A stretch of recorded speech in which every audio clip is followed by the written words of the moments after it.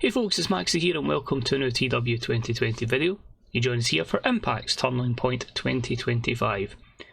We've remembered this time to put the boosts on to the level that we can, being a medium-sized development company. And here is really just putting the motion into the next tapings that are coming up on the Thursday of week 2 and then on the road to final resolution. But there's a lot of AEW influence on this show. More so to get the popularity up on the brand rather than the developmental side, but they'll start coming in at the tapings once I really establish which of the generated wrestlers we can feel justified in booking. Even the lesser ones, we still need to book them, I suppose, because they need to get their stats up somehow. If not, they'll be future endeavoured. So we've looked at how Turning Point was booked last time by the AI. You can see there they had Anna Jay with a 53 promo. She's cutting better promos than that. And what did they have as their main event? They had a X Division match. Will Laredo Kid, Trey Miguel, Nick Aldis and Eddie Edwards. You can see there as well Moose and Black Taurus taking on James Storm and Heath. Let's just say our main event should top that. So without further ado, let's click on This is Impact Turning Point 2025. So we've got a massive attendance here at the Hy-Vee Arena, 17,000 in attendance, and the reason why? We made the event free. We don't really need to charge for ticket prices. We're more than capable going to make that back on our AEW Plus network. So get the big attendances, get people watching the show. So we start off with our former now colour commentator AJ Styles. He said it was great to be back, but he realises that colour commentary isn't really for him. So in this instance he's going to just step back, be like a road agent, but he's also maybe going to look at being a manager. We'll see how that works out down the line. Introduces his replacement, fresh from AEW Developmental, Stu Bennett. WWE released him. I took him as a free. Never really utilised them, so I thought, do you know what? We'll put him down here as a colour comm. So your comms going forward will be Tom Hannafan, or Tom Phillips, Samoa Joe, and Stu Bennett. And Stu says, it's good to be here at Impact. He's really looking forward to seeing the next generation of star coming through. But speaking of stars, coming from AEW to really help the brand get off the ground again, is Cody Rhodes. So he introduces his friend Cody Rhodes, because obviously they do get on quite well back in the day. And Cody just says it's great that he's here to really help, as I say, continue the development of AEW prospects and some Impact talents that will eventually, as I say, make it to AEW. One of those, under a Impact deal, not a development deal, is Jacob Fatu. And he just says, I hear you're going to be in the main event tonight. It'd just be typical that you're trying to steal the spotlight from younger guys like me, a world champion like me. And Cody just says, I'm just here to put names on the product. You better worry about your opponent tonight. And that is Jungle Boy. So Jacob Fatu v Jungle Boy for the World Championship. And he just says a few words to Jacob Fatu, saying he's going to look to bring that championship belt to AEW. And then after this, Cody looks to head to the back. But obviously Lee Moriarty stares him down, because that is our main event tonight. Cody Rhodes versus Lee Moriarty. So a 75, none of these guys done poorly in this promo despite it being unscripted, which is good to see.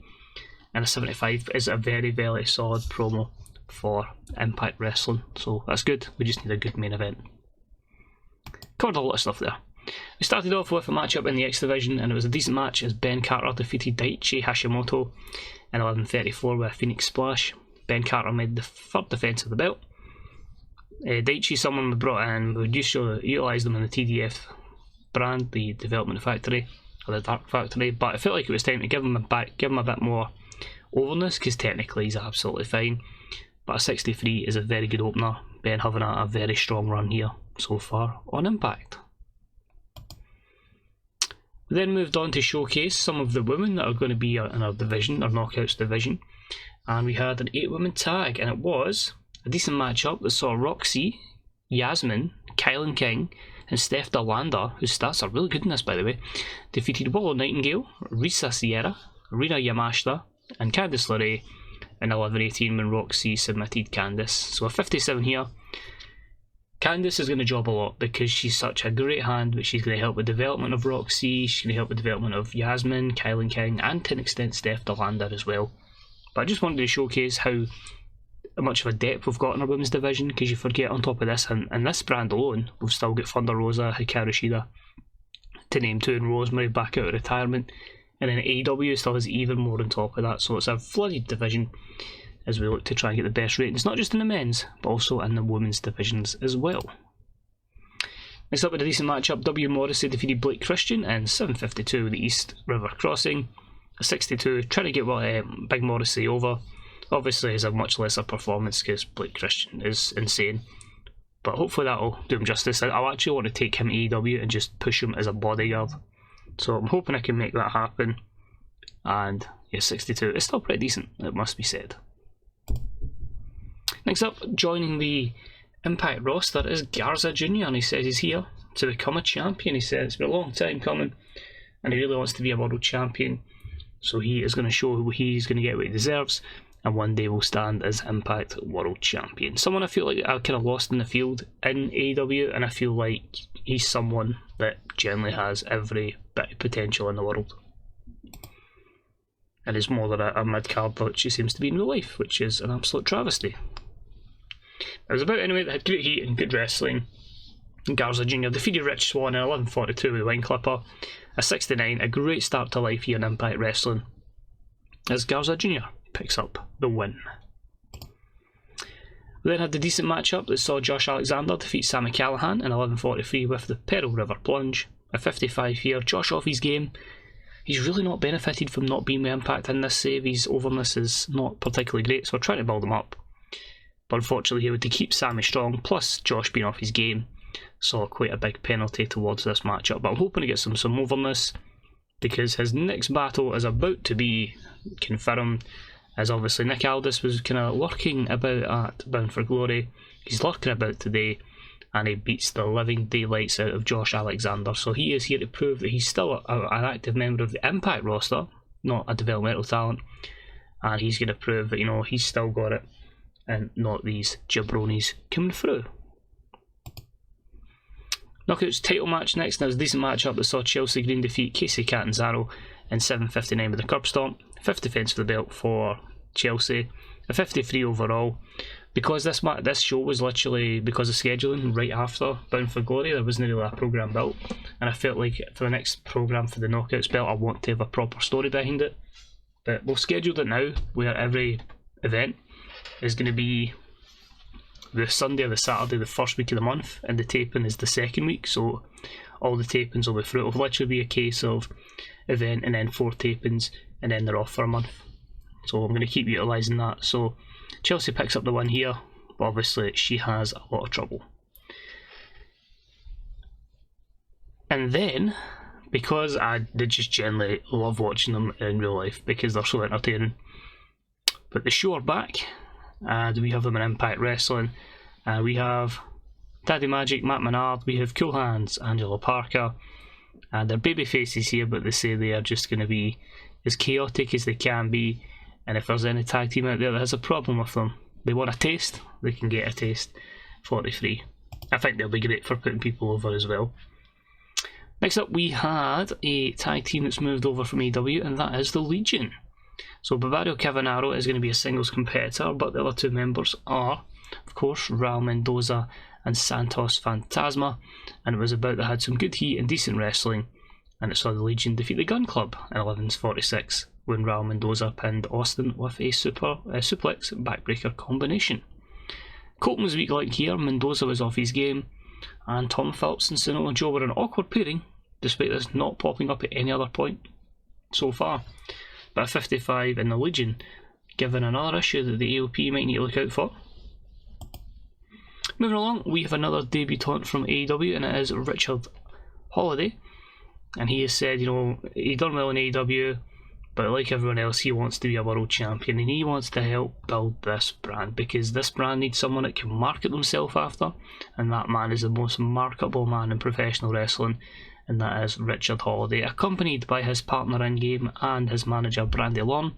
He says that he is going to be the man that's going to put butts in seats in this promotion, and truthfully, when 82 promo, he might carry it, at least on the mic, until he starts wrestling. The title matchup saw a superb matchup that saw Jacob Fatu defeat Jungle Boy in 13:59 with a Samoan drop, so a clean victory, as Fatu makes the 3rd defence of his Impact World title. Jungle Boy will take a loss, but we'll build him back up in AEW. It helps build up Jacob Fatu overness and benefits this brand. But at 68, I bet that's probably because of the Phillips and Joe awkward pairing. Am I going to have to take Joe off comms as well? This isn't going very well with the announce team for Impact. Which leads us to our main event of the evening. It did deserve better colour commentary, but it was always going to deliver. And it was a good bout with fantastic heat and good wrestling.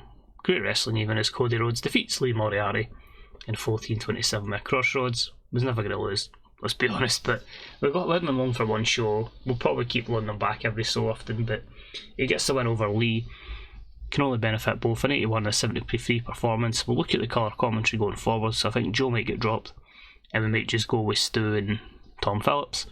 But a 77 overall, and that gives us a very good show of an 82, which increases our popularity in 56 regions.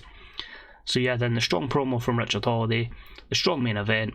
All this we can use as effectively developmental, and we can boost up, as I say, the money that we can just throw at the company. So very successful. I will say every show won't be like that. That was just a kind of makeshift card. But now we need to start looking to the future and the people that we are going to push in AEW. So that's it for this episode. Thank you very much for watching. Your next episode will be AEW, and it will be Full Gear. As I say, some matches confirmed for that include, there's actually quite a few. If I can just quickly get my notepad without hitting my mic. So at least at the moment you're going to see the following for Full Gear. So this is to look forward to. Steel cage match, John Moxley defends the World Championship against Walter. Fatal 4-way match for the Women's Championship is Mercedes Varnado defends against Becky Quinn, Charlotte and Bayley Rose. We have the Evolve Championship on the line as Absolute Ricky Starks defends against Ricochet. Tag Team Championships on the line as the Kings of the Black Throne defend against the Young Bucks. We're going to have a special tag match as Adam Cole and Jay White take on Kenny Omega and Hangman Adam Page. We're going to see MJF take on Tyler Black. The Zero X Championship will be on the line as Takahashi takes on Prince Devitt. The TNT Championship will be on the line as Daniel Garcia challenges Wardlow. We'll have a Lucha Underground match involving Kyle O'Reilly. And the big one that I'm making on my Carnage brand is going to be Cody and an unknown partner, because I've still to decide, we've got 2 weeks to decide it, is going to take on the loudmouth pairing of Matty Wahlberg, formerly obviously stablemate of Cody Rhodes, and Logan Paul. It's going to be chaos. I might even at the moment make it comedy and just go Cody and Danhausen, but we'll see how it goes. But as always, thank you very much for watching. Hope you enjoyed it. Hope you look forward to what's coming. I'm having an absolute blast with the save, booking a lot of shows and still chasing that 100 rated match. Of course, remember, check out the Grey Dog Software forums and the Fantasy Booker subreddit. You'll see a lot more written, verbal content there from other providers and content creators. And I'll see you soon. Bye bye.